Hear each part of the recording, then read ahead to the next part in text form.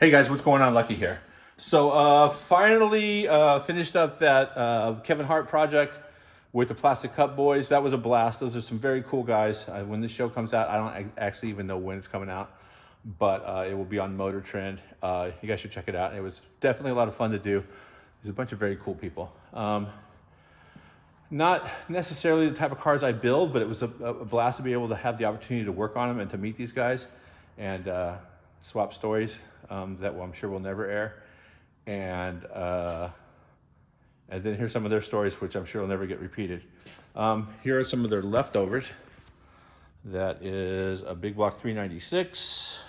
Came out of one car. There's a table right there of parts I still need to put in. I didn't do the AC on any of the cars, even though they're all plumbed for AC, just because there was a time constraint. All this stuff is going to go back to their personal shop. So don't ask me if it's for sale. It's not mine to sell. But the cars will be coming back. The Volkswagen, I have to build a custom rear 10 for, just because the body shape, the shape of the engine compartment was not stock. That's the most polite way to put it. Looked like it got smacked around a little bit. But you know, that's what Volkswagens are for. Over here, there is the small block 4 that came out of a Mustang, the 64.5. This is for a future project for next season, assuming assuming they invite me to work in it next season. I don't know, they may do something else. There's my motor over there. And then there's also a bunch of stuff in the other shop. But what I'm working on right now this is for the 69 Chevelle that I'm doing for a friend of mine, customer / friend, for his son. He's doing it for his son to have something to drive, which is the coolest story ever. So this guy has a 69 Chevelle that he rode home from the dealership in with his father. And his responsibility growing up was to wash and wax that car. And there are spots that are wash and waxed right through. But original paint, everything on the car is original. I asked him, why does that dash pad fit so well? Who makes it? And he looked at me, he's like, General Motors. I mean, what do you mean, who makes it? It's the original piece. So the car's amazing. Factory big block 4-speed 69 Chevelle.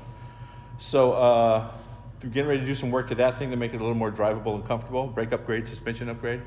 But in the middle of all that, he found another 69 Chevelle he wants to build for his son. The way his father left the 69 Chevelle, the blue one, to him, he wants to build something to give to his son. And so this is it, 6-speed LT4, 69 Chevelle. The body's being acid dipped in Oregon right now, body paint, mini tubs. And then it's coming down here. And then I will invite them over to my shop and we will put the car together. We'll put the body on the frame together and then I'll finish it up and then they can drive it. So this is a Roadstershop spec chassis. Corrected geometry in the front end, cam eccentrics for adjustability, coilovers. I asked him how much track time this thing was going to see. He said probably none. So, I mean, there's a more aggressive setup, but this is going to be great for the application.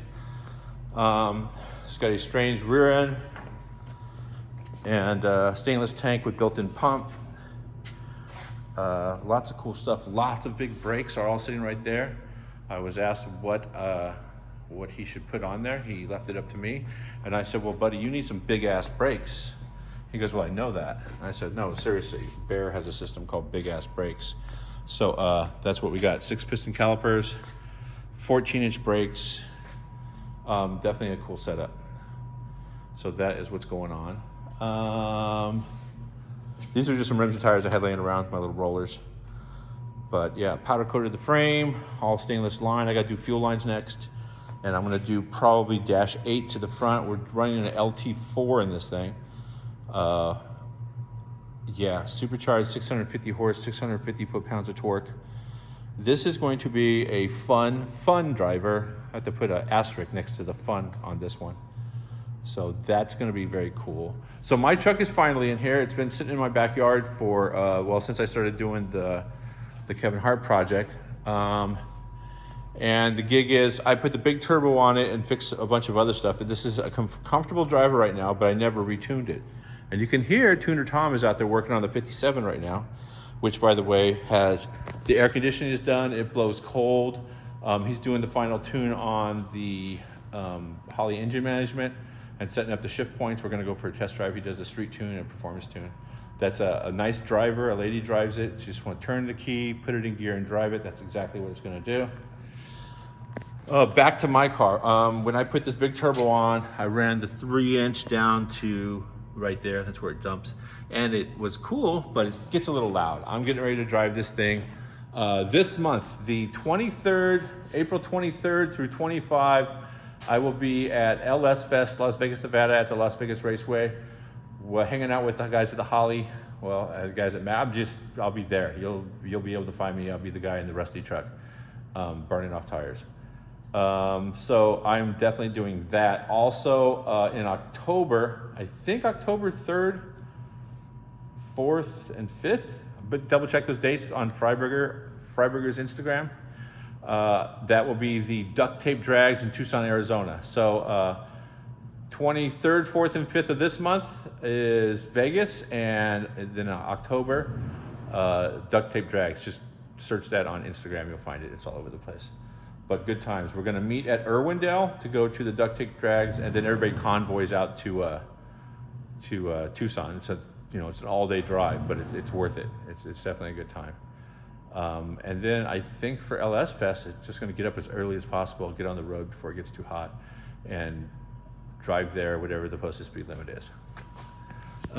So to do that and be a little more comfortable on this thing, I'm gonna run the exhaust. I did a 3-inch V-band right there, and I'm going to just do a extension to that, go down, around, turn, go back, put a resonator towards the back, and then dump out by the tire to help clear the debris out from out under the car. And then also I think I want to, right now it's set at 7 pounds of boost, and the idea with that was the more boost you get a little more blow by in the crankcase. So I've only got like -6 lines coming off the back of the valve covers, so it wants to blow a good amount of blow by into that little breather tank right there. And I want to alleviate that by putting a larger, like a -8 or a -10. Tom says I'd probably be happier with a -10 coming off the back of the valve covers going to the breather right there, which is fine. I got 2 fittings on the side right there and a drain thing on the bottom. So I probably will maybe step it up to -10, spend a couple bucks on fittings and hose, and go with that. The other thing too is there's a vacuum line fiasco going on here. When we had it at the dyno last time, had a thing called boost creep, which is the exhaust pressure was blowing the wastegate open. So the deal there was you put boost reference on both sides of it, and then you do the controller on the release side. So it basically stops the gauge stops the wastegate from creeping open. And when we did that, we just grabbed a bunch of T fittings and whatever and put zip ties on them, and this is whatever hose was laying around, and it was working, so I was driving. So I'm gonna take all that out and do the nice hard plastic line. I have the Holley 2-step module. I'll be installing that. So check my arithmetic. Peep this, if you will. I'm gonna use the foot brake to be the 2-step. So if my foot's on the foot brake and I find the RPM the truck likes to launch at, which is crazy because it has no weight in the back, so this thing doesn't launch for heck. So I will use the foot brake as for the 2-step, but then for the 3rd step, I'm gonna use the roll control. So if I have to release smoke from the back of the car, I will be able to bounce it up to like $3,000 or something, or $4,000, something safe. And yeah, that'd be good. So the 3rd step will just be sort of just for burning off tires, whereas the 2-step, the 2nd step, will be actually for trying to make this thing launch, which, I saw Lemon Twist, perfect example. Go on Instagram and look for Lemon Twist. It's a really clean butternut yellow truck, and the guy wants to do everything. Wants to autocross, wants to drive it daily, and wants to drag race it. And so it's definitely a goal for me to be able to hang out with trucks like Lemon Twist. Check that thing out, give him a follow. I don't know his name, but I know his truck. That's it for now.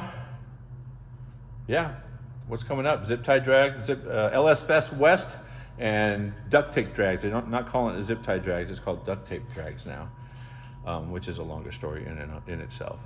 That's it for now, guys. Thanks a lot for watching. Sorry I was gone for so long. I'm back now. Don't forget to subscribe. Don't forget to share, tell a friend, And leave some comments. Let me know if you're going to LS Fest West, or if you're going to Duct Tape Drags, or you know, if you've done any of this stuff on your car, let me know what's up. That's it, you guys. Thanks a lot. See you later.